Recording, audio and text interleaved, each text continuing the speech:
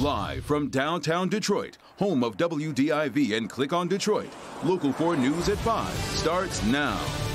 Now at 5 o'clock, must-see video of a luxury car heist in Detroit tonight. How do these guys know so much about the business they broke into? Headed in the wrong direction. Why Michigan's COVID numbers are going up while numbers in the rest of the country are going down. But we're going to begin with breaking news from Farmington Hills, where the parents of a 14-month-old have now been formally charged with that child's murder. Those two parents were arraigned via video within just the past hour. And we are learning more about the devastating injuries to that toddler that came to light during this hearing today. Victor Williams live with more, and you just got an update from police, Victor. Yes, that is right, Devin and Kimberly. Tragic thing to happen to this poor child, but charges are now finally being filed.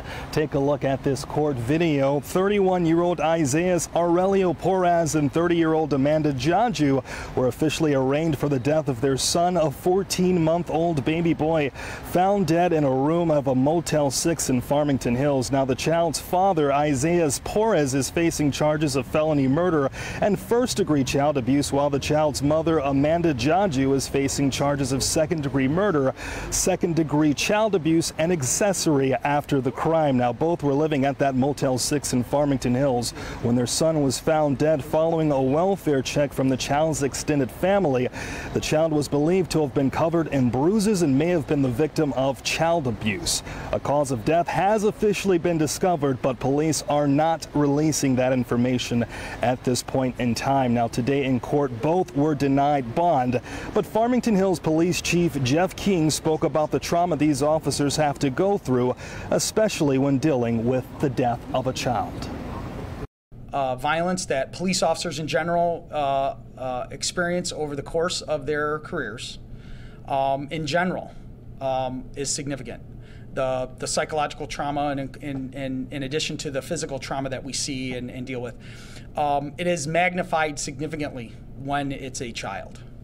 Our officers were consummate professionals.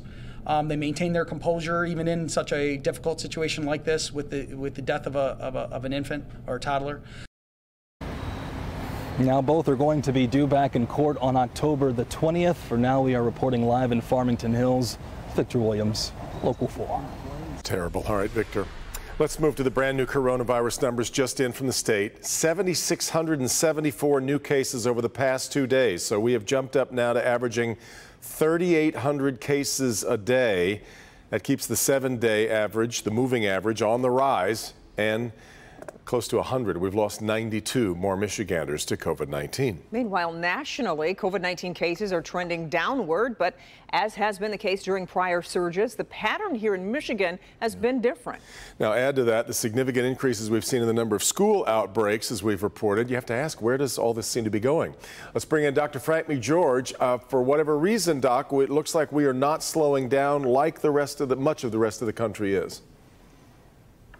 No, we're not, Devin and Kimberly. I think that's really the headline. Michigan cases are not slowing down. The rate of new cases is not increasing as quickly as they have with prior surges, and essentially the curve is flatter, but without a drop in new cases. In time, the same number of people will end up infected. This is the CDC graph of the 7-day moving average of new cases in the United States since the start of the pandemic.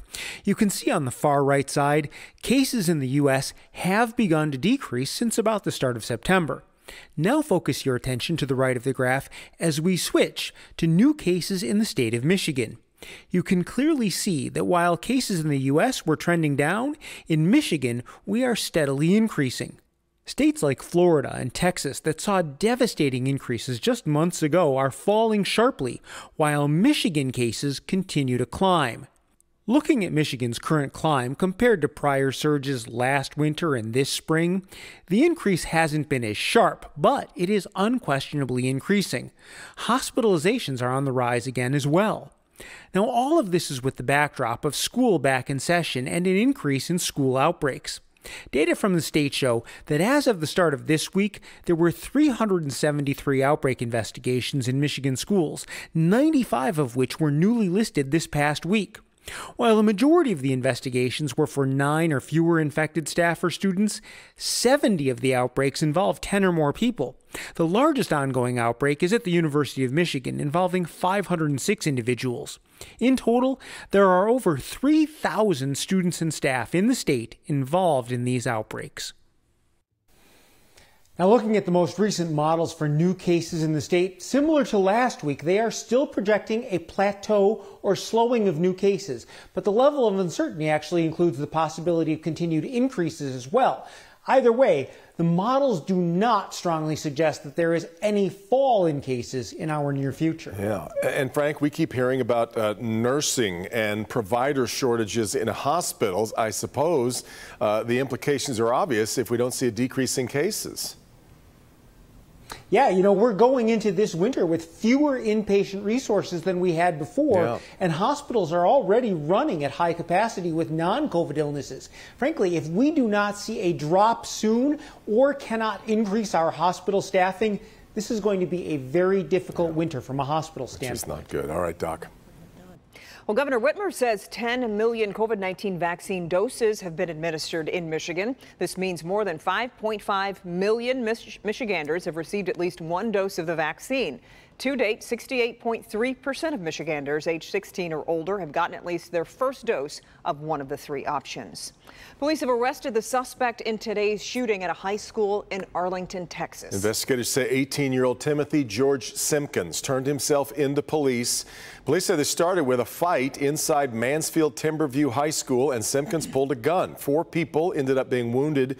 It's expected all of them will survive. Outside the school, students reunited with parents at a meeting point. I've seen this at other schools on the news, but you never really think that you're going to have your child in a situation like this. Police say Simpkins is going to be charged with 3 counts of aggravated assault. Any other year, today would be a day in which millions of dollars would be hanging in the balance for Michigan school districts. But this time around, count day is a whole lot different, of course, thanks to the pandemic. Megan Woods is live at Chrysler Elementary School near downtown Detroit to show us how it's all going to work this time. Megan. Yeah, well, with every student worth more than $8,000, schools, teachers, parents, and grandparents are working together harder than ever to make sure every child is counted. It's a lot. It's a lot. After the death of her daughter in March, Johnetta Burnett is raising her grandkids. Probably Russia.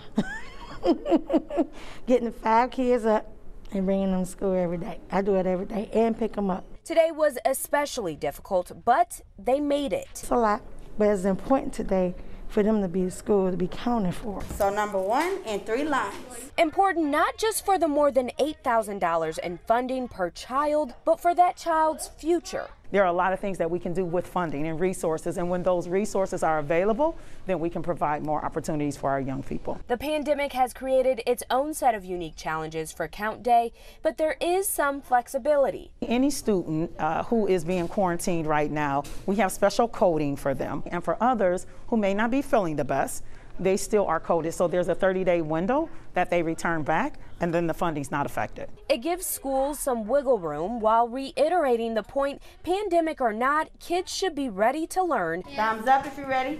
Not just for Count Day, but every day. So I think it was very nice that the school opened up and allowed the kids to come back in. I think the parents need to make sure that the kids are here. The times are changing. And so however we need to get you here, we want to get you here, and more importantly, we want to keep you here. Yeah, and schools throughout the district had a lot of fun incentives to make sure students were in class today, like a pizza party or a bike slow roll, even a free dress day, and even to get the parents there, they had parents meetings. Live in Detroit, Megan Woods, Local 4. It works. All right, Megan, thank you. An 18-year-old is charged after allegedly burning her father with chemicals. The incident happened Friday in Groveland Township. Take a look here. This is Megan Emirowitz. She was charged by the Oakland County prosecutor with 1 count of assault with intent to do great bodily harm, less than murder, and 1 count of domestic violence. Investigators say the teen threw powdered lye with water on her father.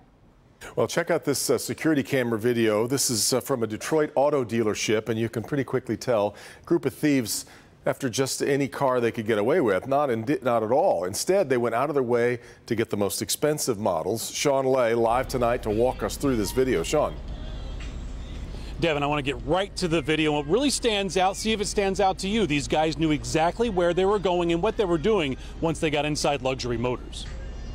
You're going to see the videos right now. They were calm. The fact that they knew the alarm was going off and they kept doing what they're doing, it's crazy. Yusuf Obata owns Luxury Motors on Grand River near 7 Mile in Detroit. Tonight, he's breaking down for us every move 4 men made at 2:15 Sunday morning when the 4 broke in.